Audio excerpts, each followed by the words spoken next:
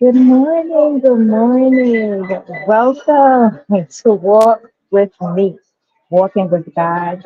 I'm Stephanie D. Ford instead of my prophetess, Maria Kelly, who's on assignment right now. And as she's on assignment, she is also getting some rest right now. So, how many of you guys have been enjoying the different days of Walk with Me? How many of you guys have been getting your exercise? How, okay, I need to know who is walking with us today. Who has been getting their gym plan? Who has been going outside, walking in their neighborhood? Who has been a guest person in their friend's gym or their family member's gym? Who has been trying to start to eat right? I need to know. I need to know what has been going on. What has been going? Come on in the room. Everybody, come on in. Get your strength, get your vitality back, get your endurance back. Okay, because we need everybody to get on board. We're going up to 40 days, and now we are definitely on the countdown on today. A few more days, a few more days of encouragement so that you can start on your path and continue the path you started. You know, Prophetess didn't do this in her own will, right? Prophetess wanted to encourage the people to come on and get disciplined. Okay, you might have been out of whack for a little bit, but it's okay. Get back on board. So, I'm here to encourage the people. Today, I'm on the bike. I'm on the bike today. Usually, you guys see me on the elliptical. Usually, you guys sometimes see me on the treadmill. Usually, you guys see me on that Stairmaster. That Stairmaster, let me tell you guys, that Stairmaster is a doozy. I mean, by the time I finish, you're usually doing like 500 and something steps, 600 and something steps, and everything feels tightened, and you are definitely out of breath. Welcome, Keisha. Keisha says she has been doing the bike in the evenings. Keisha, I'm so proud of you because, sometimes it's hard to get back in the swing of things, but once you start a pattern, what everyone will see is that your body actually starts craving exercise. I know y'all like Sister Stephanie, my body ain't craving no exercise right now, but I'm telling you, keep on with it. Stick on with it. Your body's gonna be like, oh, I gotta go to the gym today. Oh, I gotta go exercise. At first in the beginning with my trainer, I was making all kinds of excuses. I told him Tuesdays and Thursdays, and then when Tuesdays and Thursdays would come, I'm like, He's like, oh, you sound like you tired. And I'm just like, let me do it tomorrow. Let me do it Friday. But not now. It's like I'm getting in my Tuesdays and Thursdays in with my trainer. I'm going in between. This life has helped me get back in the swing of things too. Now it's like, okay, yeah, I'm ready to start my classes. Guess what? I'm ready to start my aquatic class again. I bought some swimwear that I had for the gym. But guess what? I brought that swimwear back. So we getting ready. You're gonna continue with your path, Keisha. So today, what I want to encourage everybody with, and we apologize for the lateness this morning because we had some technical difficulties. 1 minute social media is working boom, boom, boom. The next minute it does what it does. So I had to get my backup help on today. But guess what? Guess what? We're here. Yes, Keisha. So I'm so proud of you, right? So today, when I asked God, like, what are we going to talk to the people today? And he was like, we are going to talk about strength. And strength, we're dealing with the muscles. Strength, when we think of strength, you might think of dumbbells or weightlifting strength. You might think of someone's mental capacity, right? Sometimes you say, oh, she's so strong. I know sometimes people tell me, oh, Stephanie, you're so strong. And you're like, I am not as strong as people think I am. So they're thinking about your willpower, your mental capacity, right? Sometimes so many people, so many of us have come overcome so many things, and that builds up our strength and our vitality. So, growing up, I don't know about you, Keisha, but as a little kid, I watched a lot of cartoons. My mother wasn't one of those people saying, "Oh, you can't watch TV when you come home from school." Yes, I did my homework, but I got my shows in. So some of the things that I used to see and watch on TV was He-Man, She-Ra, Incredible Hulk, Hulk Hogan, all the wrestling shows, right? And all these shows, in some way, format, demonstrated strength. Think about all the heroes that we watched, right? Superman, Batman, Spider-Man. Strength, powerful, the strong, ready to help and rescue the weak, right? Popeye. What was Popeye doing? Popeye was over there eating his spinach and showing his muscles in front of his little girlfriend. Um uh am I gonna say that wrong, Keisha? Zena, I remember Zenny. Oh Lord, but you might be a little bit younger than me, so that might be one that I didn't see. But if it's Xena, I remember Xena in Hercules. That's right. And you loved you some Popeye, right? Listen, even the elderly, I be tricking my mother. Gotta help the elderly. I be like, mommy, you gotta eat this food so you can get strong like Popeye. And I be like, Popeye the who? She used to say Popeye the Sailor Man. Now she'd be like Popeye the old man. But I'm gonna give it to her because Popeye, he did age all these years, right? So all these things depicted strength, right? And strength is really admired in our society, right? You see bodybuilders now. Guess what? Exercise is a thing. Before supersizing our French fries and our burgers was a thing, now exercise is in. People are toning up. People are building their muscles. People are building up their booties. If you didn't have a booty, guess what? You can build you up a booty. Now, my family genes didn't have problem in that area, but still, you could build yourself a little something if you're trying to get a little extra, right? So even people, when they're not trying to build it naturally, guess what? They trying to build it with the plastic surgeon. Hey, money could build you a body too. So it's all about looking good, looking a certain way to look strong, right? So, moving on, it's always been a thing of survival of the fittest, right? Only the strong will survive. I believe I don't want to quote the man wrong. I think it was Darwin who talked about survival of the fittest. What happens with a mommy bird, a mommy dog? What happens? They trying to see which one of their pups, which one of their little birdies are going to make it through this fight in this wilderness, right?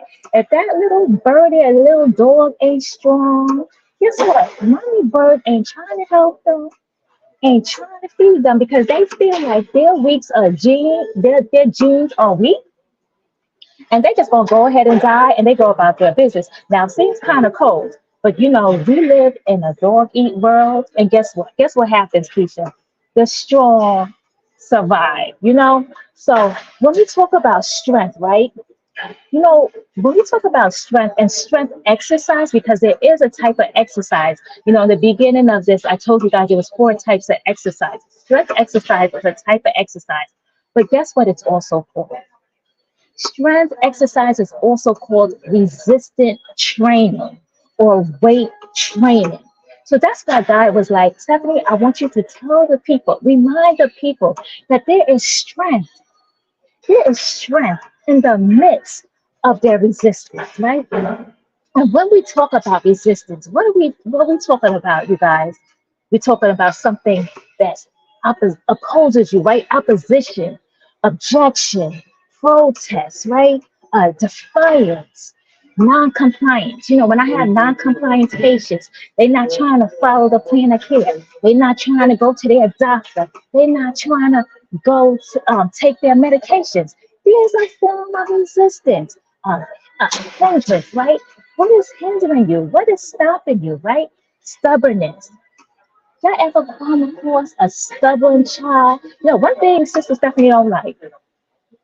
is no bratty, stubborn child. Because you just ready to look at them, their mama, whoever their mama is, and like, if you ain't going to take care of that, okay, somebody will, right? That stubbornness, we ain't trying to hang with that stubbornness, right? So the Bible talks about how, we meet with resistance, and even we sometimes meet with spiritual resistance, right? What's Keisha saying here? Just a correlation between strength training and our life hurdles, building strength and believing God fed. Yes, there's definitely a correlation. We can find this. We can find a correlation with anything that goes on in this world and the Bible, because the Bible is very applicable. All right. The Bible is not just a bunch of words that we're not trying to apply to our life, right? So we are trying to apply the principles into our everyday life. And just like we're building strength, like today I'm on the bike. Listen, I'm taking it easy today. Y'all ain't gonna see me huffing and puffing, can't breathe like I was on that elliptical the other day, right? We gotta apply to our life, right? So the Bible in Hebrews talks about the spiritual resistance. It talks about letting go of the heavy weights, right? Letting go of the sin that's holding you back, the resistance, right? You gotta really resist sin, because sin is very alluring.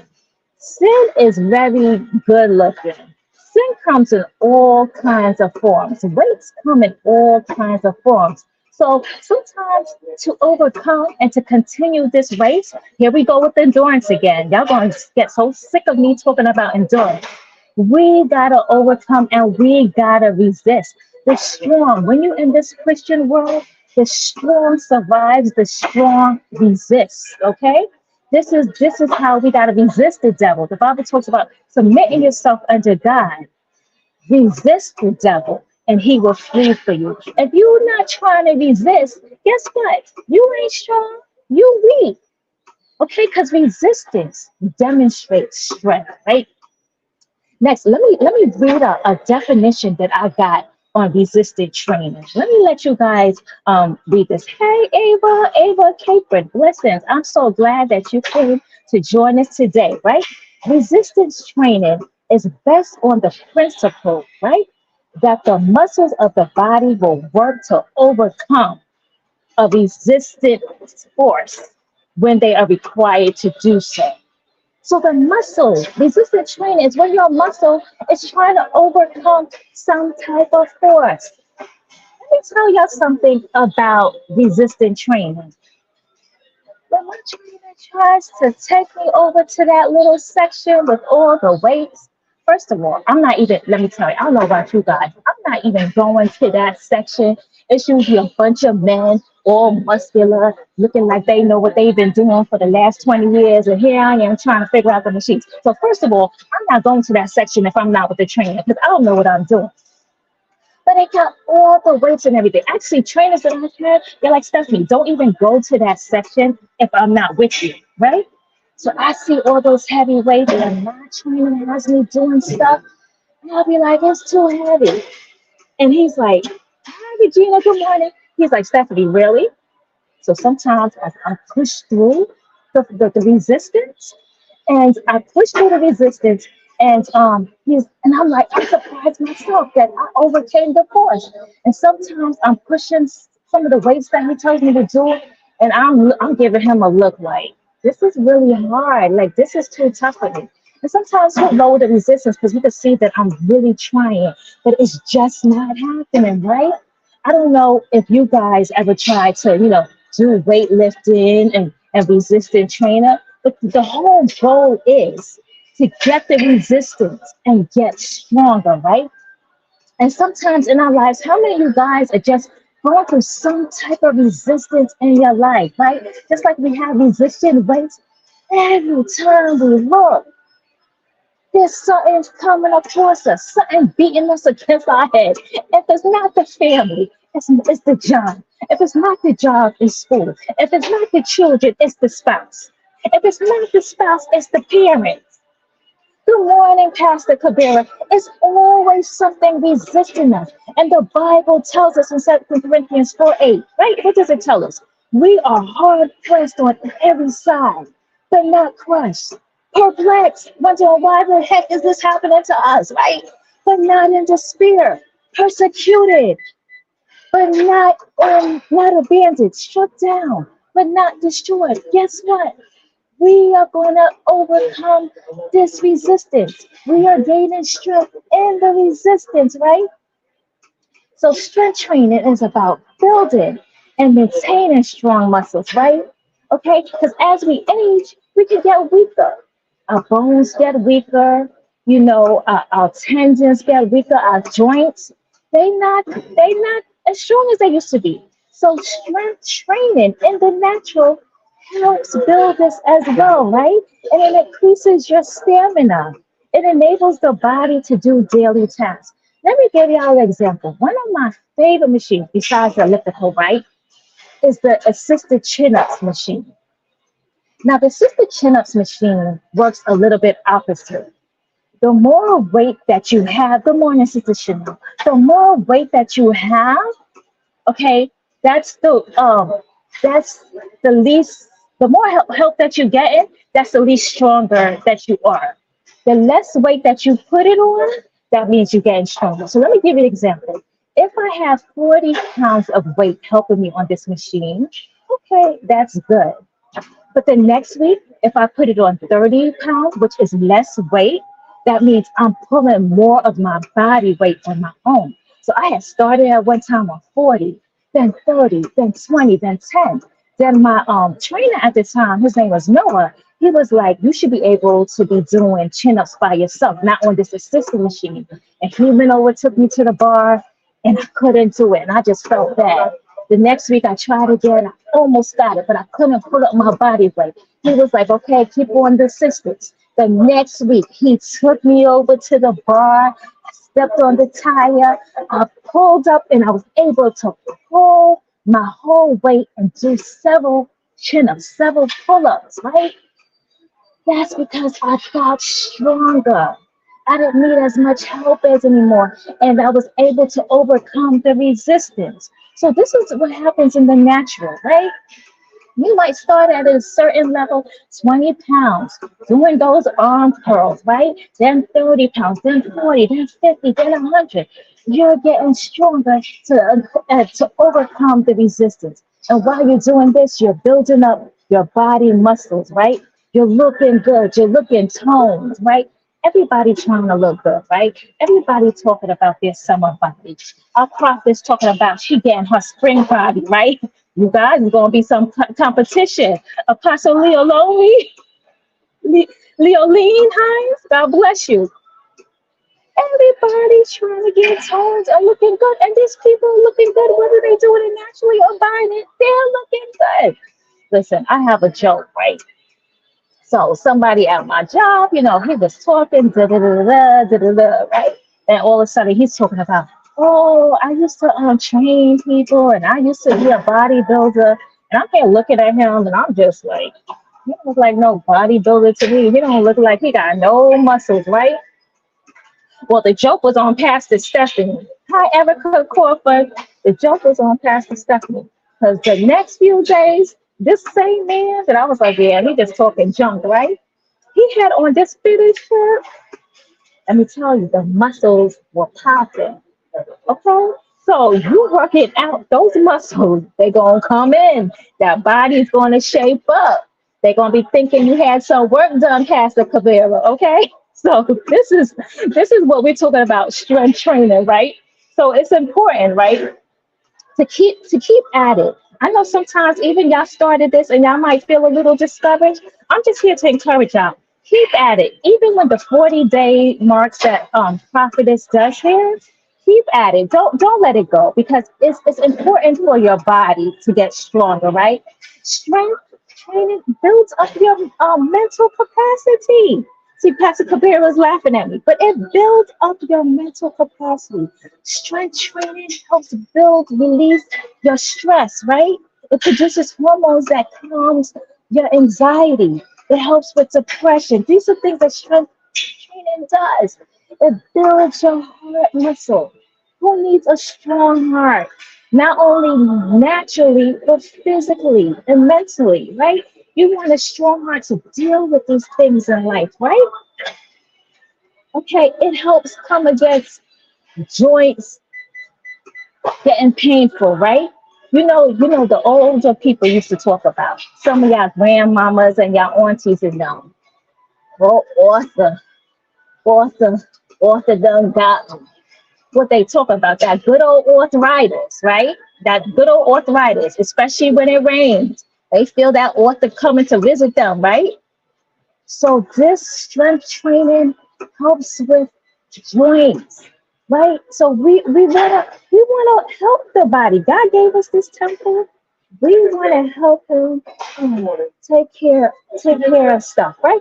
Oh, he's talking to her. I'm like, who are you talking to? I'm talking to the people. I know who he's talking to, right? It improves the stiffness and the aches. Guess what? So that you're able to sleep. You guys ever had a stiff neck and pulls a muscle? You're so uncomfortable. You switching and turning. You ain't getting no rest. But guess what? Strength training helps your muscles and helps you sleep better because you're not having a stiff neck and you're not having pulled muscles like that, right? So what are some examples of strength training? Just like the weights that I told you guys about earlier that my trainer has me doing sometimes, right? Free weights, pull-ups like I told you that I was doing, that builds your muscles because you're using those arms. Well, you got to pull up your body weight. I don't care if you're 125, 155, or 200. When you got to pull up your whole body weight, guess what? That's exercising that muscle. Now, you fill in the blank of how much you weigh. But just say you got to pull that. Guess what? Your arms are getting stronger. Listen, y'all, okay, we're going to have a summer body contest. We're going to have a spring body contest. I don't know who's going to win. Y'all better start getting y'all bikinis and bathing suits and trunks. Listen, we having too much fun here, right? Okay, so you want to do high intensity exercises. You guys ever heard of, it's called HIIT? HIIT. Those are high intensity training exercises that trainers give you. So you're working out everything at the same time, right? At intense levels for a certain amount of time, right? So when I think about the Bible and how I can relate this strength training in the midst of resistance, I was like, okay, God, who can we use for the people when talking about the people? Y'all got any examples in the Bible who we could talk about in the Bible as far as being strong? Somebody probably had a lot of muscles. Someone apparently had some long locks in their hair. But I know there was a couple of them. I think Jesus might have been pretty cute himself. But we ain't gonna talk about that today, right? Okay, so Samson. If any of you guys know, Samson was a strong man in the Bible, right? He can be considered as a Bible hero, right? Just like we think of Superman, Samson was a superhero in the Bible, basically. Now, Samson, his mother was nameless. We never know in the Bible what his mother's name was, right? And his mother was barren. We find out that an angel of the Lord came to his mother and told her several times that she was going to produce a child. Do we see her praying for a child in the Bible like other women in the Bible? No, we don't. We don't know.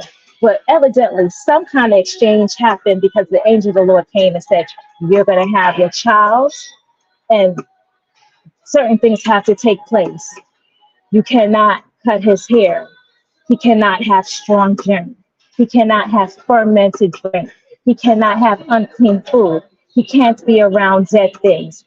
Certain prerequisites for this strong man to live his life, right? And Erica, Noah too. Noah too. We have several strong people in the Bible, but Samson is one that I'm using on today, right? His name means son. Can you imagine his name means son, S-U-N? Can you imagine that his mother was barren? She was empty, But in her empty state, she was able to produce fruits. Okay, so what kind of barren state are you in now that you need God to come reveal himself to you and say, guess what? You're about to produce. So Samson was this nameless woman's son, S-U-N. It was her son, S-O-N, but his name means S-U-N. He was her joy. He was her light. He was her sunshine. But in this, they had to give Samson back to the purpose of God. And the Bible tells us that Samson was one of the last judges. And the judges in the Bible, they had it rough because they had to rule in a time when everybody, the Bible tells us, did what was right in their own eyes. Okay. So very much like today, everybody doing what they feel like, doing things how they want to do it, doing things what they think is best, doing things without consulting God, doing things without consulting their leaders, they're doing things without consulting their elders. Everybody do what they felt and felt like, right? So Samson, the Bible tells us, ruled 20 years, okay, of these unruly people. And guess what? God said, the Bible in Judges chapter 13 and 16 says that he gave Israel over to the Philistines for 40 years. 40 years. Because, why? Because they were just being disobedient, doing their own thing. So in these 40 years, Samson ruled 20, half of this time of these unruly people. So he had purpose. Okay. Samson had purpose. And in Judges chapter 13, 16, if you want to read that at home. So the recipe, I already told you the recipe for strength. He was a Nazarite. He couldn't drink strong wine or drink, right? He couldn't shave his hair, right? He had to stay away from unclean and dead things. You know, in the Bible, the Philistines was always trying to capture Samson. He was always trying to they was always trying to capture Samson because Samson was going around killing people. He was going around killing animals and he was a show off. Samson was a superhero and he knew it. Okay? You know if somebody is good looking and they know it. Can you imagine this man? Just imagine Samson as the nowadays today bodybuilder. Okay, he had locks, right? Because his hair could never be shaven. He was strong, so he had a muscle. He was good looking, evidently, right? Because he had many wives. Okay, so he was a show off, and he would brag, and he would say riddles to see if people can guess the secret to his strength. But he would never tell anybody because this strength is how he was defeating his enemies, right? So what strength has God given you to defeat your enemies, right? You can't go around telling people your secrets. You can't go around telling people what God has revealed to you all the time, right? Sometimes God has given you a plan that sometimes you don't keep it to yourself. You can't go around telling sister so and brother so and so. You gotta keep it to yourself. So Samson, for a long time, he never revealed the secret to his strength. Well, guess what happened? Y'all know the story. Samson went around messing with one of his wives. And his wife would tell him, oh, tell me the secret to your strength. But Samson would go ahead and lie. And the Philistines would come. Big joke. Samson escapes.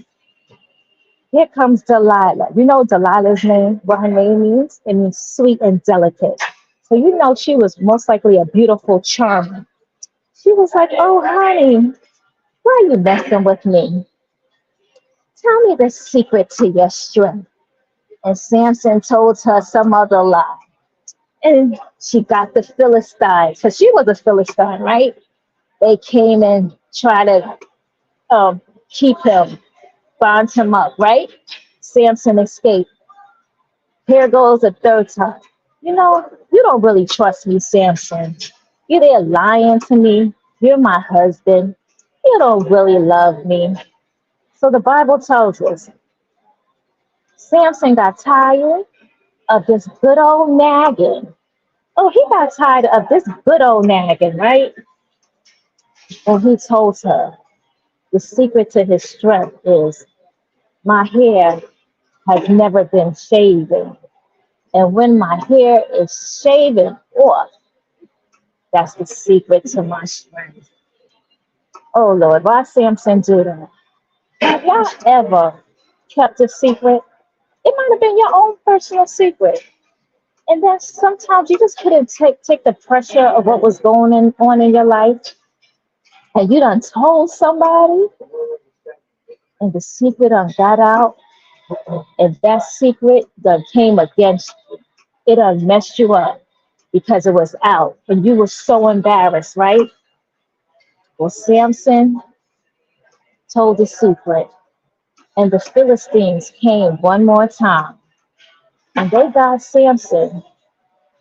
And how many knows what did the Bible tell us, Erica? What did the Bible tell us, Kabera? What did the Bible tell us, Regina? The Bible told us that they made Samson a slave. They had him grinding as a slave. What else did they do? They plucked out his eye. So not only do we have a man that lost his strength, now we have a man who's blinded and enslaved. Can you imagine? You're supposed to have strength in the midst of your enemies. And now you have belittled to now being weak. Now you can't see. Now you're in a slave situation. What situations have y'all been in that you're like, God, I am so weak. Okay, I was once strong, but because of my choices, because of my mouth, because of what I let out to people, I'm weak. I can't see straight. I can't see clearly. And now I'm enslaved to the situation I was in. I was once a superhero. I was the I was the biggest, baddest chick around. I was the biggest man around, flaunting, flexing. And now look at me. Regina says, right, working on some things now, and I'm really trying not to tell, but I'm so excited. Regina, just hold it a little longer. Write it down in a book. Take your microphone at home and go and talk to God. Because some things you just don't want out. Right, Erica, you've been in a sad situation, right? Your last relationship, it wasn't good, right? It went bad, right? So these are situations. You was once on a high. Now you down to nothing. You like a little weakling. So you're like, God, give me the strength. So what happened to Samson, right? You know what one scripture that kept repeating itself at least three times in the three chapters? The life of Samson it's not chapter after chapter after chapter like the life of Joseph, right? Joseph, there's so many chapters in the book of Genesis. The life of Samson, it's three chapters. Go check it out later on today. Judges chapter 13 to 16. And three verses that repeated itself three times. If I missed the time, at least three times, right? It says, the Spirit of the Lord came powerfully on him. The Spirit of the Lord came powerfully on him. You guys, what does that sound like to you? That sounds like the strength. The strength of the Lord came upon Samson. When the Spirit of the Lord, okay, it says the Spirit of the Lord. That word for spirit in the Bible is the wind of God, the breath of God. When the wind and the breath of God came upon Samson, guess what?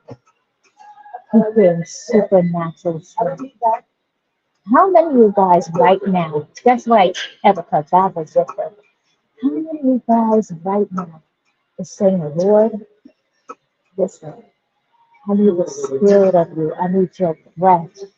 I need your life, your wind. I need your pneuma to breathe on me so that I could gain strength.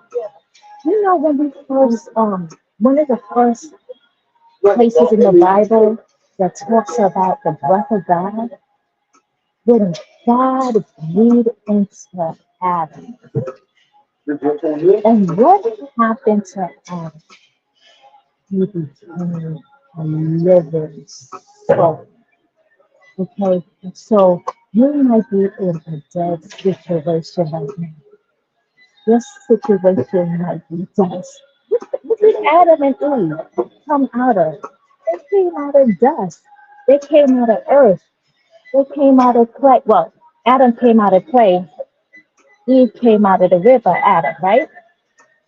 He came out of dust. But once God breathed his spirit in him, man became a living soul. He became a living soul. So I want you guys to think of what situation that you have right now. Is it your finances? Is it a relationship? Is it your lack of relationship with God or the relationship with God that just He just needs to breathe some life in it? Is it the situation with your child? Is it the situation with a girlfriend or boyfriend? Is it a situation at work? Is it a situation, your purpose? God, I don't know exactly what you would have me to do, but I need you to breathe life in the situation. And when you breathe life into the situation, I become, or it will become a living soul. You know, the Bible also talks about how God, His Spirit, hovered over the waters, right? The Spirit hovered over the waters, right? Water, what does water symbolize? Water symbolizes the Holy Spirit. Water symbolizes cleanliness. Water symbolizes refreshing. He said, God, I need you to become the freshness of my life. I need you to become cleanliness in my life. I need you to become rivers of life in the dry places. The Bible, so many places talk about the rivers that will flow out of the deserts. I will make rivers in the desert. Who fears of that? Who fears of that? Rivers out of deserts? How do you get water out of a dead place? How do you get water out of a dry place? The other day I talked about how the prophet Elijah was under the juniper tree. And the juniper tree, it flourishes without water sometimes. It flourishes out of a hard rock, out of a hard place. God help me to flourish in my hard areas. Help me to flourish in these dry places. So this is what we're talking about. Strength in the midst of resistance. That's right, Erica. God, I need you to create a miracle. You know, Erica and people of God, we living in a time when people don't believe in miracles, okay? People don't believe in miracles. anymore. But I believe in miracles because I've seen miracles happen in my life. I've seen miracles happen in my mother's life. You know, my mother would always tell us the story growing up, me and my siblings, of how the doctors told her she was supposed to die, right? She was supposed to die. Matter of fact, she wasn't supposed to have me. The doctors told her when she was pregnant with me, it's going to be her or it's going to be me. But how many know my name is not just Stephanie? My name is Miracle. Okay? And then after I was born, guess what happened? I was born at 7 months. My mother said I was her biggest baby because she had nothing but twins. I was 4 pounds and 14 ounces. After that, you see pictures, I look like a little fat, chunky baby. Okay, matter of fact, my mother was a slim thing, and my aunts who were much bigger, they thought I belonged to my aunts and not my mama. It's true. So I'm a miracle. I'm a miracle. So we serve a God of miracles. The same doctor that told my mother that she would die. That's I never forget his name that she told me. Dr. Pickney. Dr. Pickney died before she did. Matter of fact, my mother is still hanging on and still living. She got issues, she got situations because she's elderly. But guess what? She's still here as a living testimony. Because you know what her prayer was? Her prayer was, God, let me live to see my children grow. And you know what? When we was little, listen, my oldest brother had to take care of me and my sister because my mother was in the hospital all the time.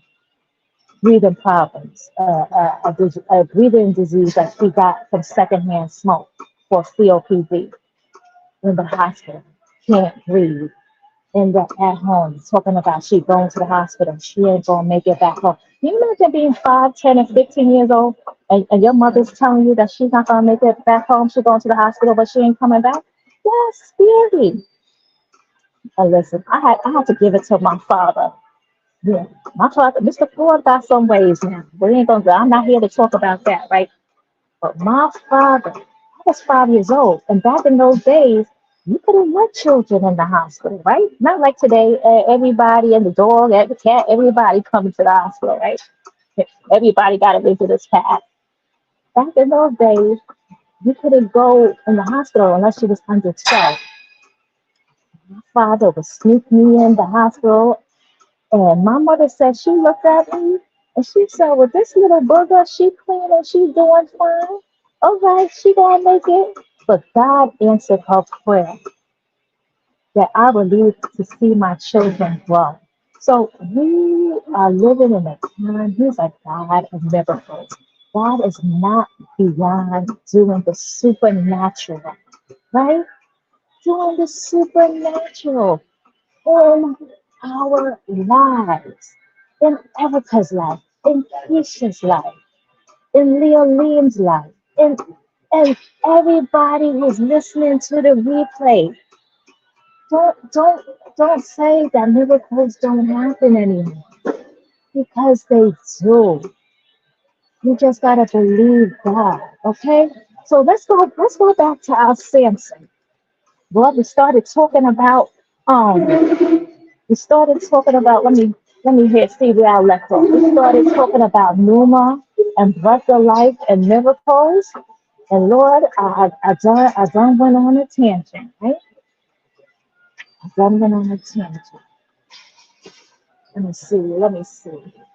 Y'all could talk as I'm trying to find where I just wanted to make a point, right? So we see Samson in his weakened state. But guess what? Guess what? Someone say when you're in your weakened state, there's always a come up, right? There's always room for a come up. You're never too low that you can't make it back up. There's no pit that you can't come out of, right? Someone asked Joseph, Let's not go into Joseph. I don't start talking about the Bible and I start getting happy, right? There's no pit you can't come out of. There's no prison that you can't come out, right? Miracles. Ask Paul and Silas. Miracles. That's a miracle that you have guards watching you, locked up, chained up, and you're released. Miracles. There's always ways for a come up, right? So guess what? Guess what Samson did? Samson prayed. Hmm. Someone said, how many believe in the power of prayer? It doesn't have to be anything deep. It doesn't have to be anything formulated. But the power of communicating with God. Some of us are good talkers, right? Some of us love a gab, love a talk. They talking to the dog, they talking to the bird, they talk. Some people talking to themselves, right? They just love to talk, right? But communicating and talking with God, you can't beat it, right? So Samson knew in his situation that he was going to pray. And the Bible tells us Samson prayed one last time. Let me tell you what Samson did, right? He prayed, God strengthen me. You know, why would you think that if you're weak, that you can't ask God for strength, right? We ask God for help. We ask God for money. We ask God for a spouse. We ask God for a house. We ask God for a home. We ask God for things, for clothes, for a dog, for a cat. We ask for God for everything. Sometimes we forget to ask Him for common sense. We forget to ask Him for wisdom. We forget to ask Him for a truthful tongue. We forget to ask Him for kind-heartedness. Right? So why, if we're weak, Keisha, we're not going to ask God to strengthen us? So this is what Samson did. Samson said, God, strengthen me. I wish I had my Bible to open up the scripture. He said, strengthen me. And he said, revenge me in the midst of my enemies. What, doesn't that sound like our topic? Strength in the midst of resistance? The Philistines was the enemies of the Israelites. The Bible tells us in Judges chapter 13 to 16 that God turned the Israelites to them for 40 years. So Samson prayed in the midst of his resistance. Good morning, Maria. Samson prayed in the midst of his enemies. Strengthen me in my weakness. One last time. One last time. Sometimes you get to the point and you're like, God, here I am. Here I am, God. It's me again, God. It's Erica again. It's Keisha. It's Stephanie. It's Leoline. It's Maria. Here I go again. You know what I used to say? It's me, oh God, standing in the need of prayer. Here I go again. Here's the flag. Here's me with the hairstyle, God. Here's me, the one that loves the makeup. Here's me messing up again with the same thing, with the same issues, God, with the same resistances, with the same hindrance, God. It's me, oh God. Here's Erica said, that was me yesterday. I said, you know what, God? How many of you guys have a you know what, God situation? And sometimes, we act all embarrassed, like God didn't see us all along in all our it's me situation before. Like God is not all knowing and not core knowing that He didn't know certain things was going to happen. Like He didn't know certain mess ups was going to happen. Like He didn't know certain sins were going to happen. God knew it. But the fact that we are able to come humbly and boldly before our big and awesome and mighty and powerful and mighty God, to come to Him in our lowly, weakened state, and to look up and say, God, here I am, God, here I am. You know, I used to love a song. I wish, I wish I could sing. I'm like my prophetess. Prophets, don't beat me up if you're listening. I can't catch a note. I wish Pastor Princess was on this live right now. But there used to be a song called Here I Am, God. Here I am. I give all myself to thee. Here I am. Here I am, Lord. Here I am. Let your spirit dwell in me. Here I am. And then the other person, all he wants is you.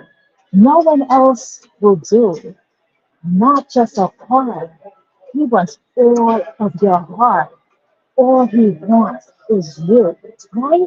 That's all God wants. All he wants is Erica. All he wants is Keisha.